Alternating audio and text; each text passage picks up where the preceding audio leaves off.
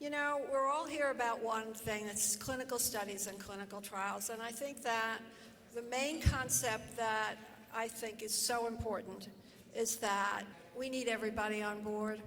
I don't have to tell you that. It's been over 50 years since we've had one drug in over 50 years for lupus, one treatment, which is just awful. And guess what? Over the last 10 years, we've made, maybe more than 10 years, 12 years, we have made giant strides forward in understanding lupus. And we now have the understanding that we can move to more clinical studies and more trials. And so the good news is we haven't had these treatments, but the companies are active. There are more potential drugs in the pipeline than ever before, and we need them. And our patients will tell you very clearly that we need them. So this is the plan to how we rev it up here. So our agenda today this morning has 5 speakers. I'm up here now. And then Dr. Richard Fury is going to speak on interventional research. Dr. Megan Mackey from Feinstein is going to speak. Dr. Fury is with North Shore LIJ Health System. Dr. Mackey is with the Feinstein Institute for Research. And then we have what to expect when you participate in the study. And that's Priya Kamor from North Shore, and Camilla at the very end down here, Jihad, is our patient who's a wonderful, very active patient in lupus, and she's going to tell you a little more about that.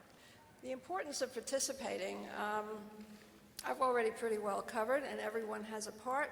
The drugs that are in the pipeline, and we know that the patient participation and all our participation has been called the blockbuster drug, and what's meant by that blockbuster drug is only going to come when everybody's on board, and we need all hands on deck to get it here. So a word, if I may, about the Lupus Research Institute, which was founded now 15 years ago, and really was founded to get the bold, new, creative, out-of-the-box thinking in research to move this disease forward. You know, I don't have to tell you how complex lupus is. So what we started out to do is say you can't just keep going down the same road. You have to find people who are creative, can think outside the box, take some risks, and come with new ideas. And the LRI funds only new ideas, only creative, novel research. So I think that what we're talking about today with trials is thinking outside the box as well, so we welcome the novelty of that. But you do need to understand the disease in order to move into drug development and new treatments. And over the past 12 years, we have been fortunate this strategy of innovation has paid off. And some of the most pivotal discoveries have occurred. They have moved that understanding along to where we're now at the point where we can do clinical research, which means clinical trials and clinical studies with patients, using drug in patients. So we're not jumping the gun now. We have the knowledge to do it. The companies are involved, and the pipeline is exciting. So how do we get new drugs? Not easily, huh? If you look at here, it takes a lot of money and it takes a lot of time. And a lot of stuff has been going on in this initial discovery, preclinical work, which is what I was just talking about, understanding the disease, moving it ahead to test it in animals. We really do need those mice because they tell us what can happen in the pathways in lupus, and then we have to find out in how does that hold up in the human disease. We know a heck of a lot now, 10, 12 years later. So now we go into the clinical phases, and what we're here to talk about today is how to get those trials going and how to get those studies going. So again, I want to say that we need to understand, we need to move it forward, but it is a process, and it really is a team, and everybody has to be on board. You've got a great team up here this morning. This is the team, the investigators, the people who actually do the studies, and most importantly, the families and patients who are willing to participate. Because without our patients, there's no clinical research is going to happen. So why the trials are so important? 80% of them fail to meet their enrollment timelines. Here we have a drug in development. We have an opportunity to bring it forward. We set up a trial and we can't get enough enrollment. That means we don't have the patients, and that's what we're here to fix. because it even can halt the research if you don't have enough folks. Now, we have a lot of trials now, we have a lot of opportunities, but it's not going to happen, and these drugs are not going to happen unless we all get on board. So we don't want to see that happen, and that's why we're here to get educated today. What can we all do together? Come to a place like this today. There are 8 institutions here from New York City area and 80 plus studies. So if 80% of trials fail to meet their enrollment, here's 80 studies that we don't want to fail to meet their enrollment, and we can do it. You can go to a website, and today when you're out there going around, you can, as we say, meet your match. You can go and talk to folks, and you can see if something strikes you, and it really sounds that might be something you can do. What else? We need your feedback. Patients are the key and the heart of the process. So we need to know when you're in a study, when you're in a trial, when you're talking to folks, we need to know what you think. You are the most important person to move this forward. We need everyone to ask questions. Be educated. Find out. This is your disease, and your families are involved. So let's find out. And we'd ask you, one place you can go, lupustrials.org, is a website that will give you the latest information, and it's easy to navigate for patients. So keep up to date and speak up. We need patient advocates. We need more funding, as you know. We're always taking folks down, and the people who speak up on Capitol Hill have gotten tremendous responses. Our patients are our most wonderful advocates, and the NIH budgets can go up and have slightly gone up and reverse that trend because of patient advocates. You are the best, and you all have a powerful vote. So, without any further, we're going to I will introduce our first speaker. You're going to hear about things that you haven't heard before, some big words like interventional. What does that mean? Observational. What does that mean? So we have the experts, the top experts in the country with us this morning to explain what that means, why these studies are different, and why we even need people who don't have lupus in those studies. So the first speaker is Dr. Richard Fury.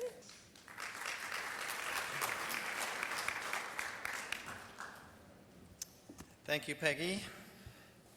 So my passion for the last 30 years has been to take care of patients with lupus.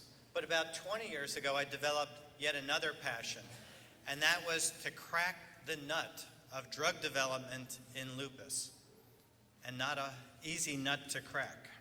So how have we done in treating lupus? And right now, I'm not talking about clinical trials. I'm just talking about general treatment. Go back to the 1930s and 1940s. Patients with lupus did not do so well, as depicted on this graph. So the way this graph is set up, the probability of survival is on the vertical axis, and on the horizontal axis, it's years after diagnosis. So before steroids, and I know not a single person likes steroids in this room, including the doctors, but they have been life-saving. So go back to the era when we didn't have steroids, and patients with lupus had about a 50% chance of living 5 years. Steroids came along, and patients started to do a lot better. And then after that, immunosuppressive medicines, Imuran, methotrexate, Cellcept came along, and patients did yet better. And then along came Cytoxan. So you see the 3 different colors. The blue line is where we stand now. But what we want to do is make that line perfectly horizontal at 100%, meaning every patient with lupus does not even have to think about not surviving. And we want to add beyond that, we don't want to see any strokes. We don't want to see heart attacks. We don't want to see dialysis. So how do we manage lupus in 2014? There's a wide array of therapies ranging from simple things like topical steroids, creams, all the way down to number 7 and 8, chemotherapy such as Cytoxan, or biologics like Benlysta, and medicines in between. So it may seem like a long list, but we really don't have that many different medicines in our toolbox. We need new therapies. We need safer therapies. We need more effective therapies. So what interventional research refers to is doing just that, testing new therapies or new procedures. Now here's an example of an interventional study, perhaps a little bit hard to read, but this is with the drug that got an approval back in 2011. That was Benlysta. So Benlysta was approved as a biologic for the treatment of extrarenal lupus. And what I mean by extrarenal lupus is not real active lupus nephritis. So we're talking about skin rash, we're talking about arthritis. But now what is being done is to test this therapy in lupus nephritis. And this just lists the aspects of the design. But the general design of this study is to treat patients with active lupus kidney disease as one normally would. And that might include Cellcept and steroids. And then in addition, some of the patients will receive Benlysta, and yet other patients will receive a placebo. So a placebo is an inactive substance. Now you might ask, why does a placebo have to be included in a study? Well, it needs to be included so we can compare and see whether the intervention with the experimental therapy, that is Benlysta, is more effective than a placebo, both on the efficacy side and also to assess safety concerns. So this is the general design of lupus studies, where patients may be able to stay on their background therapy, that is the standard of care, and then in addition, receive the experimental therapy. And it's especially important for lupus nephritis because we don't do so well with lupus nephritis. A really good response is only seen in about 30 to 40% of patients. So the majority need better therapies. But it's not so easy designing a study. And we've been trying for easily 20 years now to get our studies designs fairly standardized. But easier said than done. So why is that? Well, one is no two patients are alike. I remember I did that brochure for you years back. It started out as like fingerprints. No two are alike. And I said, fingerprints, that's a little too criminal. Let's change it to snowflakes. But it gets the point across. So how does one show that the drug we're studying is effective for skin manifestations, for joints, and you could go through the whole list of lupus manifestations. So the heterogeneity, the diversity of manifestations is a real challenge in designing these studies. And though I just said we don't have that many different medicines in our toolbox, there's confounding by the background medicines. For example, we allow prednisone to be used. Well, what if someone is on 20 milligrams versus another person on 10 milligrams? Or what if someone has to increase the prednisone? That kind of manipulation of background medicines just makes the interpretation of the data that much more difficult.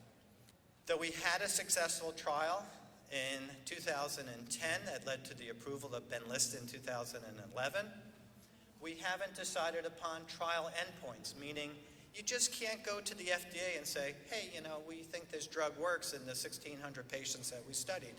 One has to have very defined endpoints and meet those endpoints. So we're still wrestling with the definition of those endpoints.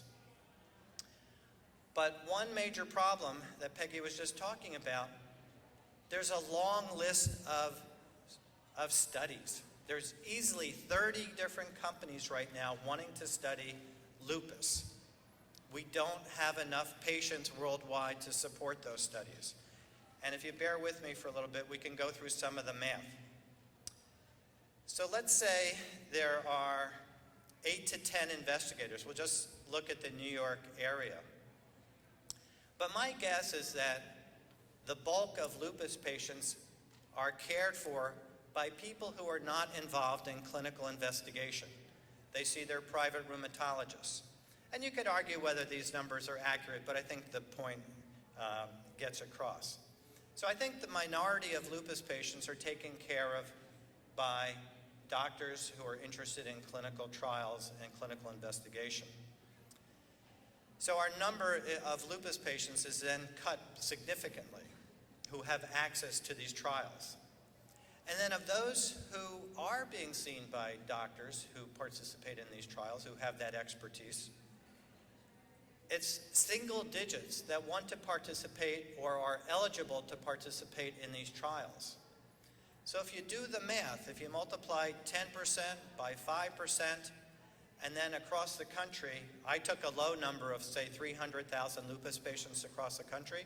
One could escalate that number to 1 million or so. It still comes out to a number that's too small to support all these different studies.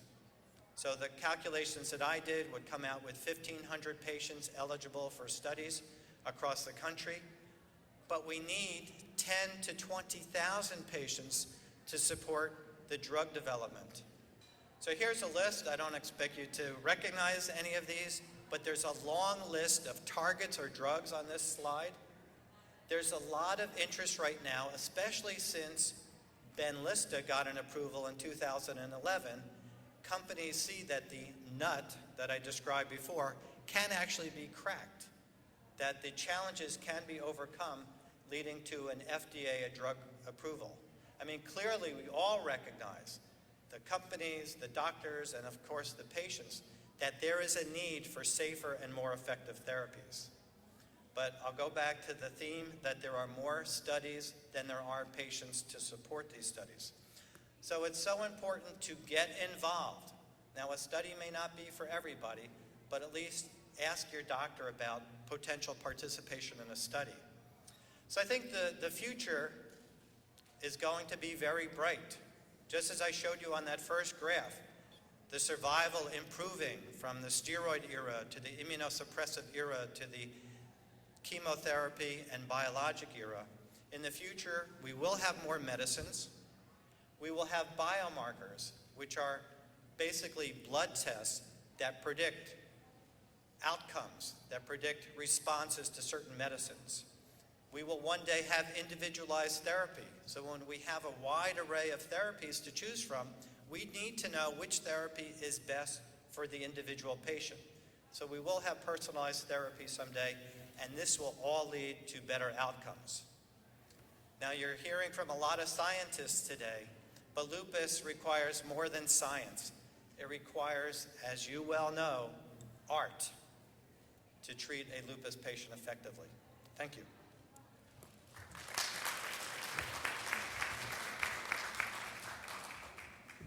And it's my really great pleasure now to introduce Dr. Megan Mackey.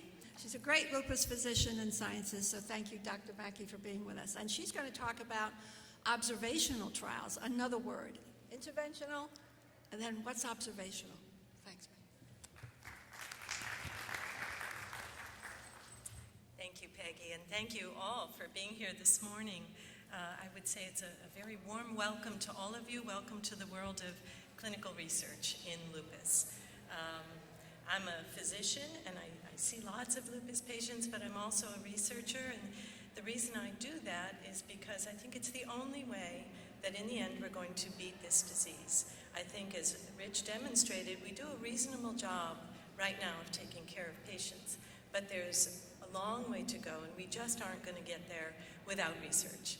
And I do firmly believe that there is a role for everybody in clinical research in lupus, in any disease, but lupus is our passion here, so that's what we're going to talk about. But there's a role for everyone. I always think of clinical trials, which Dr. Fury spoke about, as the centerpiece, because those are the really flashy studies. Those are the studies where we figure out, does it work? Is it safe? Can we use it?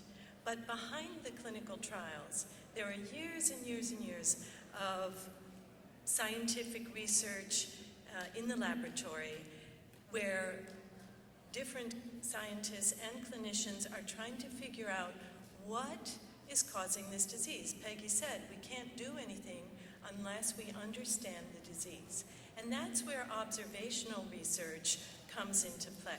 So, for example, the new drug, Benlysta, and it was really exciting to see those 2 big phase 3 clinical trials that clearly showed this drug works. But how did that happen? It started at least 20 years before the clinical trials, where it was discovered in the laboratory that there was a protein called BAF, or Bliss. And what that protein did was it activated B cells, which are part of your immune system. And once those B cells turned on, they started doing bad things, and they started making autoantibodies. So they thought, oh, maybe this has something to do with lupus. And then they looked at levels of this protein in blood. How did they get that blood? They had to ask lupus patients, and they had to ask healthy people so they could compare levels of this new protein, Bliss or BAF, in the blood. But we can't just take extra blood from our patients in the clinic or the office, or we can't flag people down on the street and ask them for blood. They have to consent to be part of a study. And this would be an observational study where we're not asking patients to take a new drug that is not yet FDA approved, or sometimes it's an approved drug for a different reason. But it's an observational study where patients agree to be part of a group, we call that a cohort usually, where they are monitored over time, and it's usually part of your regular care. Many centers, such as ourselves and virtually every lupus center in the country, has a cohort where patients agree that to be allowed to have their clinical information put into a system, and it's a very protected database where, for example, in our database, and it's the same as those all over the world, when each patient who's agreed to be part of this comes for a regular visit, we will put in their disease activity on that day, the medications they're taking on that day, their laboratory results, and then at the very beginning we will have already put in information that's very important about their gender, about their ethnicity, their family medical history, their medical history.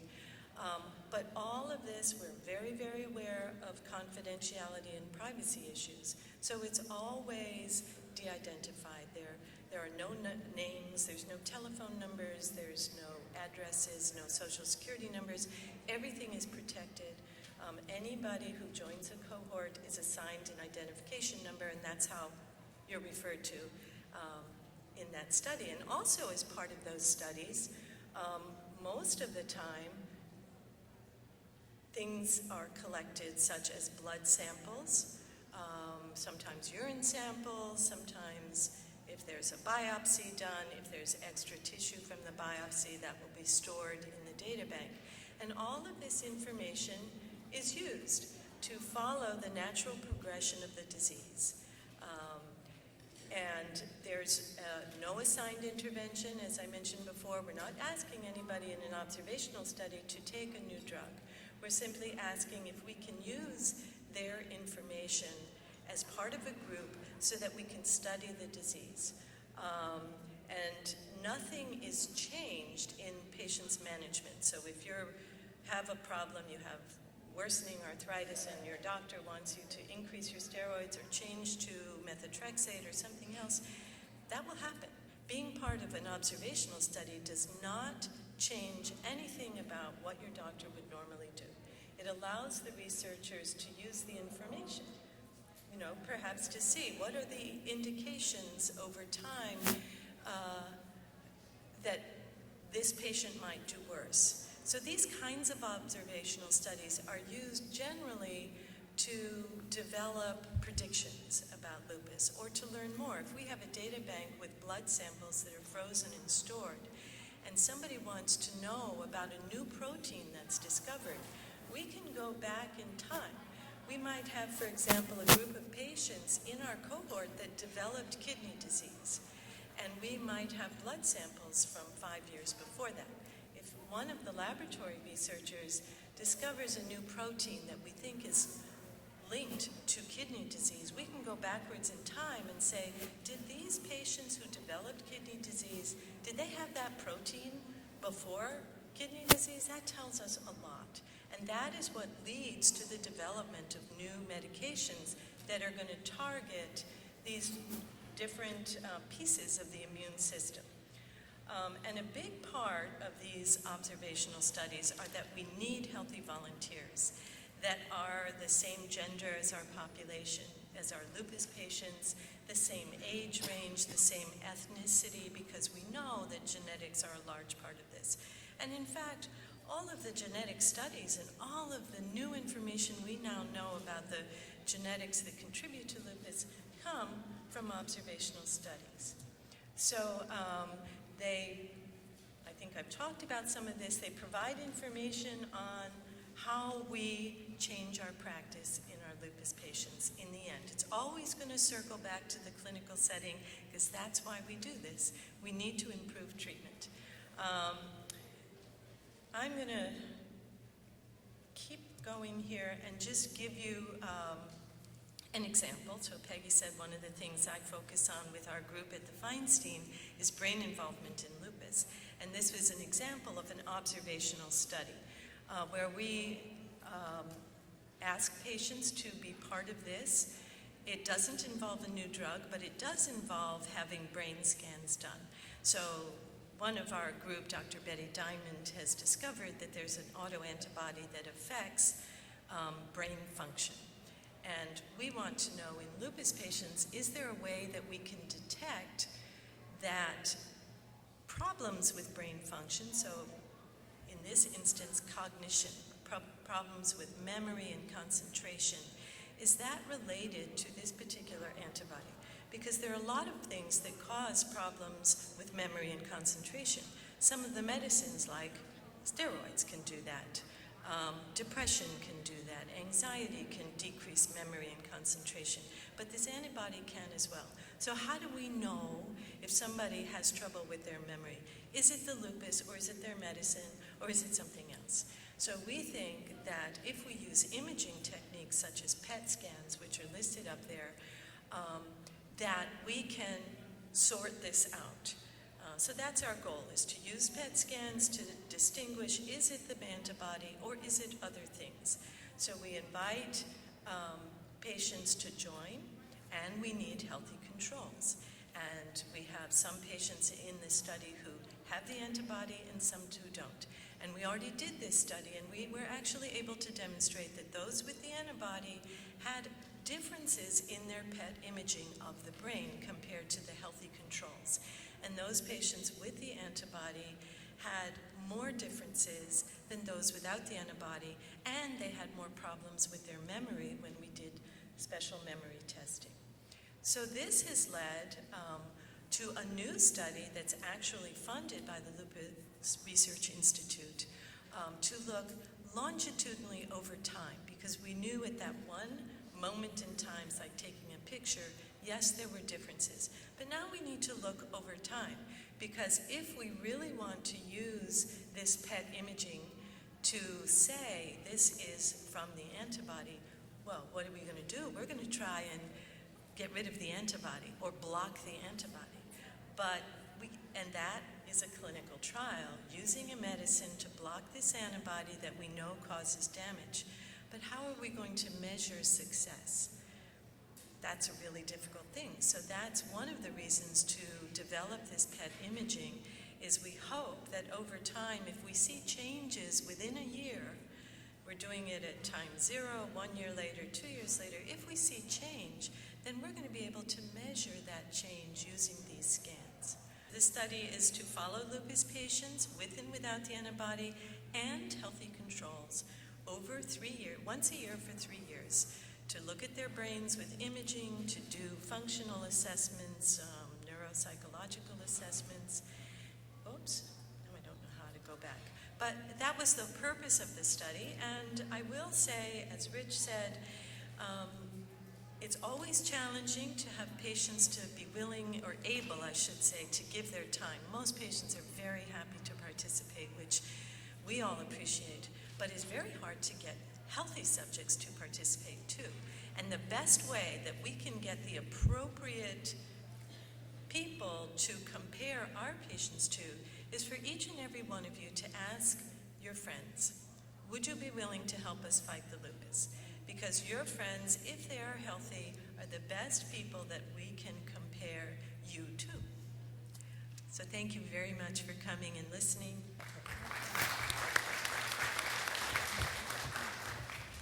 So there's another person who is very, very important in this process, and when you are, I'm not going to say if you are, when you are in a trial or a study, one of those folks who's going to be really up close and personal and so helpful to you, your family members, or your friends, or who's ever doing it, is the clinical study coordinator. Who is that person, and what does that person do, and why do we need her or him? And so we have Priya is with us today, Namakor, and she is a clinical study coordinator also from North Shore. Good morning, everyone. So I am a research coordinator with the North Shore LIJ Division of Rheumatology, and basically my job is to help you out there understand what are the procedures and basically what is involved in participating in a clinical trial, because as you're going to learn, clinical trials are quite a process. As a research coordinator, we would approach you as a patient and ask you if you are, interested in participating in whatever trial that we have available. And that would require a screening process, which would mean asking you to give us some blood, meeting with our physicians, and really going through the clinical trial and making sure you meet the requirements. What else is involved are known as an informed consent process, where we would go over the trial with you and have you sign this document and make sure that you understand what you're getting involved with. Clinical trials also require you to have regular visits with your physician or the investigator of the clinical trial. You'll have to have a physical exam done, and like I mentioned before, laboratory tests. It's very important that when you participate in a clinical trial that you are you continue being seen by your doctors, because we do need to follow you for safety reasons. As a patient, you'd probably be wondering how am I protected when I participate in a clinical trial? And there is a way that we protect you by having you sign what I spoke about before, the informed consent. In this document, patients learn about the trials that they're going to join. It provides all the details that you would need to know about that clinical trial that you're going to participate in. Specifically, it also talks about what we would require from you, the number of times you would have to come to our doctor's office, or the amount of blood you would have to give, or even the amount of drug you would have to take. The informed consent also explains all the potential risks and benefits of participating in that clinical trial. And it's a great opportunity for you to sit down with your physician and ask questions about what you're really getting involved with. And it does have the contact information of your physician on that document. There's also what we call an institutional review board, or an IRB. And they're a committee that we, as coordinators and investigators, have to report to. And they basically make sure that we follow all of the regulations that are out there, that we're complying to the FDA, and that we're making sure that this study is truly safe for you as patients. And of course, we're following all the ethical principles that are out there. And here are some questions that we get as coordinators from our patients. First and foremost, they want to make sure that their information is protected. In most clinical trials that we do, all patient information that is collected, such as name, date of birth, are all de-identified, and we refer to patients as in a unique identifier, so we might assign a number like 1, 2, 3, or 4. So those outside sources, those pharmaceutical companies that contract us, they don't know your information. Another question that we get is, what happens when I get a placebo? So as Dr. Fury mentioned before, placebos are important in clinical trials because we do need to compare the investigational group to what we call a control group to make sure that the drug is working. But not all studies have these placebo or control groups, and a lot of the times our patients receive what's called standard of care medication. So you have to keep in mind that even though a study might have a placebo, you're still getting care from top professionals that are out there. And there is even evidence in some studies that patients can improve while enrolled in that placebo group. So what's most important for you to know as a possible participant in clinical trials is that we as coordinators and we as investigators are really here to help answer your questions and make sure that this process is not too intimidating for you. Thank you very much.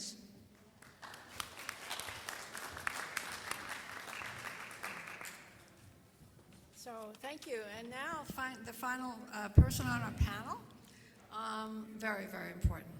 A wonderful patient who is very, very active in lupus, in advocacy, in training others, and she really is involved and has had experience working in trials. Camilla Giard is with us today, and she's going to give you some information from her perspective. Camilla? So first, I just want to give you a little background information about my lupus. At the age of diagnosis, I was about 17. I was having what is known to be typical symptoms now, but in the early 90s, a lot of doctors just could not put the pieces together. I had hair loss, weight loss, facial rash, extreme fatigue, anemia, joint pain, and muscle aches, to name a few things. I saw about 4 doctors before finally being diagnosed in 1998. After diagnosis, I've had brain swelling, minor strokes, blood clots, and weight gain, to name a few things. The last 16 years living with lupus has been a roller coaster ride. It's had its ups and downs and highs and lows, but participating in this trial has definitely been a bright star in my journey. I want to tell you why I'm participating in this trial. In clinical research, I'm doing this to benefit myself and the entire lupus community. I want to take back the power. I always tell myself and my friends that have lupus that we may have lupus, but lupus does not have us. My clinical trial participation started with the CIS-SLE Lupus Sister Research Trial. This is an example of an observational study since no drug was tested. My sister, who does not have lupus, and I would just have blood drawn so researchers could study the familial connections in lupus. Then, at the recommendation of my physician, Dr. Cynthia Arano, we took the next step and went into a study testing ebrutuzumab as a potential new drug treatment for lupus. I've been in this trial for about 3 years now. I'm now currently in the open label portion, so I know that I'm definitely getting the drug, and I can pretty much say that it is really saving my life. Benefits of trial participation. For me, taking part in a trial has important physical and emotional benefits. Physically, I'm taking part in the Embody trial because my doctor and I felt it was the best treatment option for me at the time. I was not doing well, and there aren't a lot of drug treatments available for lupus patients besides the typical steroids, which have a lot of side effects, and other drugs that also have side effects. I know I'm getting excellent treatment with people who really care about how I'm doing, and it has made a major difference in how I feel physically and emotionally. Emotionally, taking part in a trial is very empowering. I feel like I have a sense of responsibility to the lupus community to do everything I can to help everyone dealing with this disease. My earlier years with lupus were not good, and I would hate anyone to have to go through what I did. I don't want to tell my age, but I mean, I've had lupus longer than there was a Lupus Research Institute, so you can imagine the early years were kind of rough. So if I can help others behind me not go through what I went through as a teenager, I'm going to do it. It helps me to help other people. It makes you feel you have lupus, but lupus it doesn't have you. You're taking back control over the disease. It makes me feel hopeful on a personal level because I'm helping to do something that could potentially save my own life, and helpful on a general level because I am participating in something that could save the lives of other people. I feel strongly that it is especially important for people of color to participate in trials because we are underrepresented in most trials, particularly in diseases like diabetes and lupus, where we are the groups that are disproportionately affected by those diseases, if we are not represented in the studies, researchers have no way of knowing if the drugs tested will be safe and effective for us. I have found that the people conducting the trials genuinely care and make it as easy as they can for you to participate. Initially, they explain everything to you and emphasize that you can withdraw from the study at any time. They go over all the potential side effects with you. You weigh all the risks and benefits for you in the informed consent process. I find that the trial coordinators try to accommodate my schedule and my needs as much as possible. I go every other Monday for infusion treatment. They make me comfortable with blankets and pillows and darken the room if I want to nod out, and I do go to sleep. I can have people sit with me during the treatment. I'm there for approximately 4 hours or so they give me lunch as well if I'm hungry. There are a lot of concerns that I hear from people when talking about clinical trials. The two biggest concerns I hear from other people with lupus are worries about side effects and time commitment. People say, well, I don't want to be somebody's guinea pig. They're scared about side effects. I tell them that with every medication, there's a chance of side effects, but the benefits far outweigh the risk. In the informed consent process, the potential side effects are discussed. You do a risk-benefit analysis for yourself. Can I put up with this side effect to get this benefit? I also trust my healthcare professionals. You have to have a wonderful relationship with your doctor. You have to. It's important. If you don't trust the person that's treating you, you're not going to trust what they're trying to treat you with. Yes, they need to complete their study, but all the people I've come across are doing this research because they care about helping patients, and I trust that they would not do anything that could be harmful to my health. There is a time commitment, but you have to make a commitment to improve your health, period. You might be worried about taking time away from work or your children, but you have to make your health a priority, or you won't be able to keep a job or raise a family. So in parting, I want to say I think it's so important to take back the power over the disease. You have to have something to hold on to.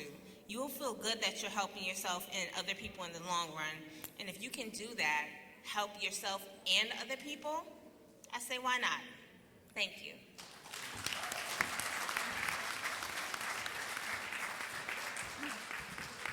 Thank you very much. A wonderful, wonderful presentation. Okay, so now it's your turn. One of the things we said that we need to do to move this clinical trials ball down the road is speak up and speak out. So now it's your turn to speak up, ask your questions. Good morning, everyone. I'm a sibling of, my sister had lupus, and I have an autoimmune disease. My whole family, like all the females in my family, had autoimmune disease. I know you're looking for healthy subjects, but in my case, I'm not healthy. But will you still take me because I'm a sibling and I also have an autoimmune disease as a clinical trial study?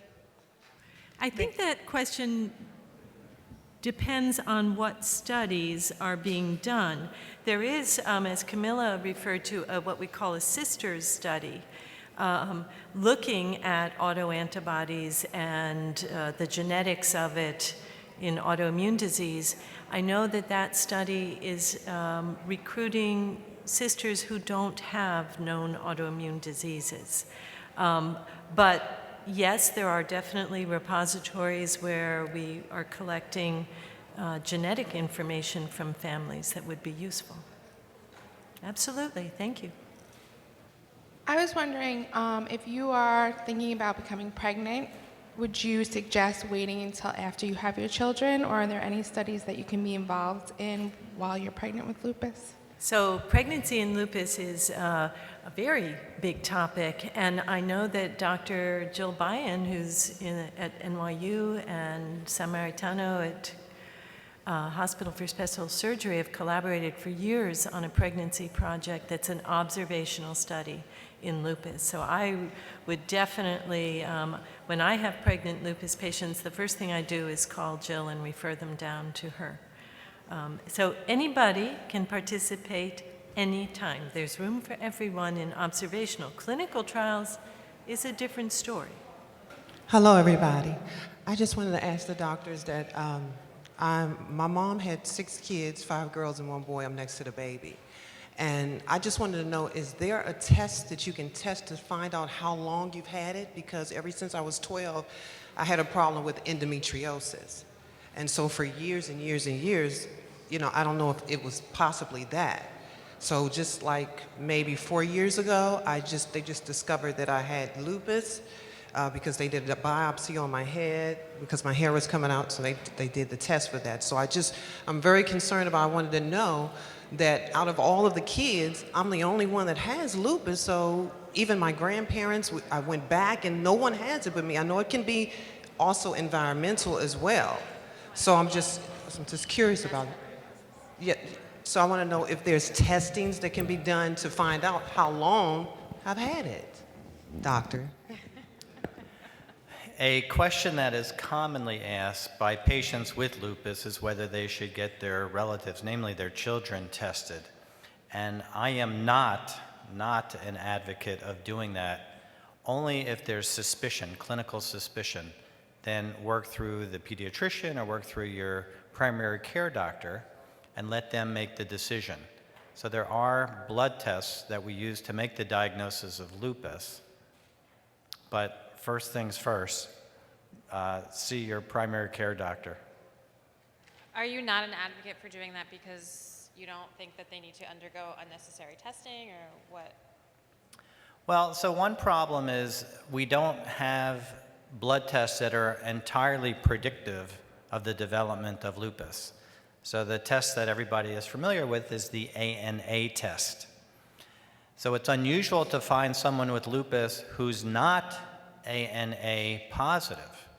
But the reverse is not true, meaning if you're ANA positive, you're not destined to develop lupus. There's an estimated 45 million people in the United States who will test positive on the ANA test, and they will not develop lupus.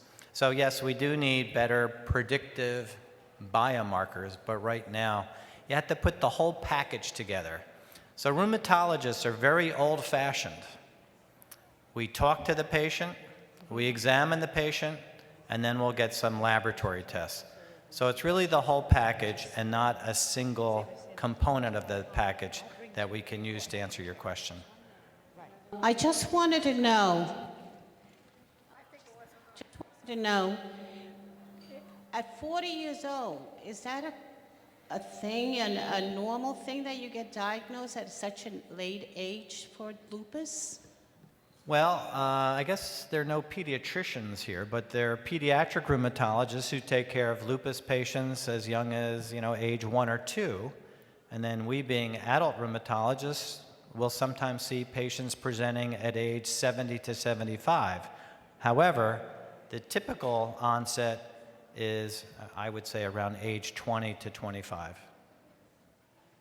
But it's the whole spectrum, young to old. As another autoimmune disease, does that interfere with how your results would work or being part of any study? All right, so I don't know if everybody heard the question. So the question was, if one has lupus, but on top of that has yet another autoimmune disease, can they participate in a study? Well, it really depends what that other autoimmune disease is. So I can give you a situation where one could, and perhaps where one couldn't. So it's very common to see thyroid problems in our patients with lupus. And that can certainly be autoimmune. So that person has two autoimmune problems, lupus and autoimmune thyroid disease. That would not be a barrier to participation. But at the other end of the spectrum, we sometimes have patients who come in and say, I have lupus and I have rheumatoid arthritis. So one really has to sort out which is the predominant condition, because they don't usually coexist. So that patient would probably not be eligible for a study, depending what the arthritis is all about. I have a question with lupus and like sleep disorders, like maybe insomnia or anything like that. How do they, I don't know if they relate to each other or if there are studies that are being done or that can be done about that. Yeah, so the question is about lupus and sleep disorders. I I don't have too many comments about that. I'm not aware of research investigating that. I can tell you that some of the medicines that we use to treat lupus, namely the steroids and also Cellcept, can cause insomnia. They keep our patients awake. Some are thankful because their houses have never been so clean, and some are very tired during the day.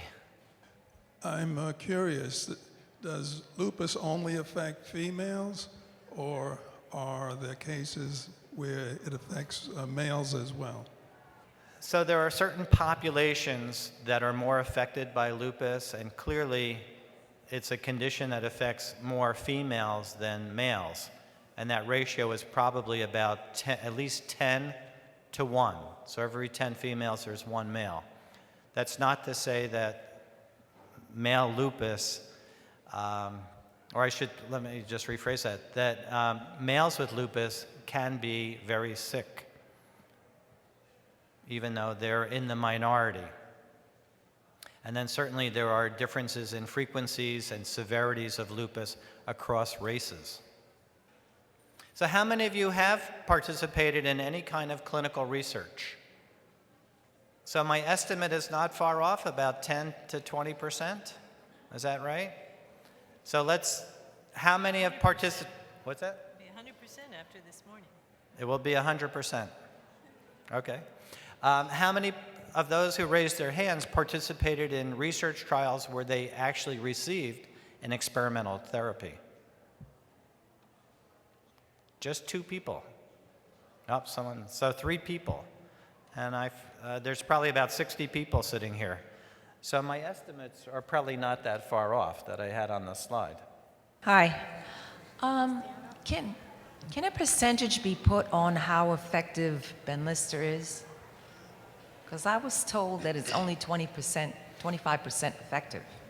So the question is about Benlysta. So remember, Benlysta was the drug that was approved in 2011 by the FDA for the treatment of lupus. So the question is, how effective is it?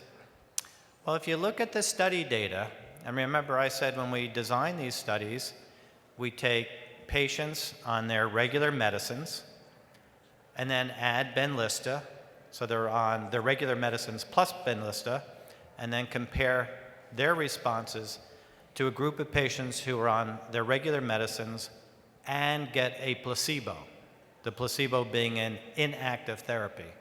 And then the comparison was done. So the difference in response rates was about 10%. And people may say, well, 10% is not much. I'm doing okay on placebo, so why go on this drug if I'm only going to increase my chances of responding by a little bit? Well, there are different ways to dissect the data and explain that, and we don't have enough time to go through all those. But for starters, it's not like the patients are getting nothing. Everybody's getting something. In fact, in the Benlysta trials, 2/3 of patients were on 2 or more background therapies. So it makes it that much harder for Benlysta to show a response because they're already on steroids and Plaquenil and Imuran. So it's a tough nut to crack to show superiority over those background therapies. The other thing that figures into this is how one defines response.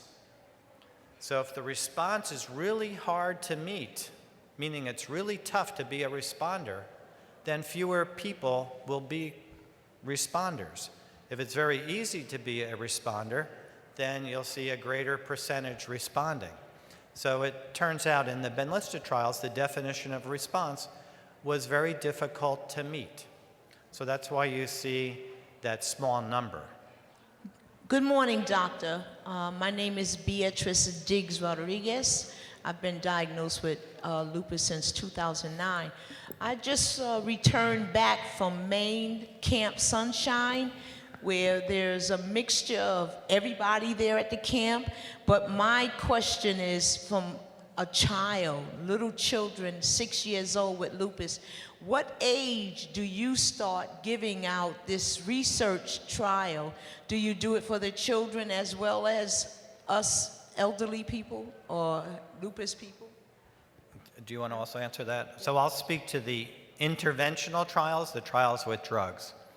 So typically, the patient population that is first studied with an experimental drug is an adult population, okay, 18 and older. And then sometimes they'll extend that down to age 16. Then once there's comfort with the drug, they will study this drug in children. Observational studies, a different story. Yeah, there are many more observational studies in children. It's equally as important because in general, children, it's not as common in children, but it tends to be more aggressive in children.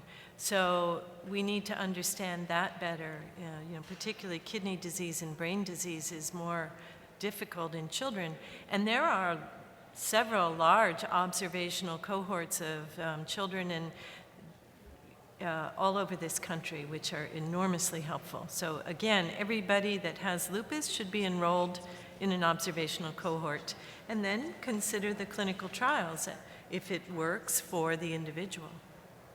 Actually, one last comment about that. So if we look at rheumatoid arthritis, so rheumatoid arthritis has had about a 10 to 15-year head start on lupus as far as drug development. So the initial studies with all these new biologics, and you see them advertised on television all the time, were performed in adults. So once approved and once a comfort level was achieved, they were then studied in children, and now children have access to many different of these novel biologic therapies.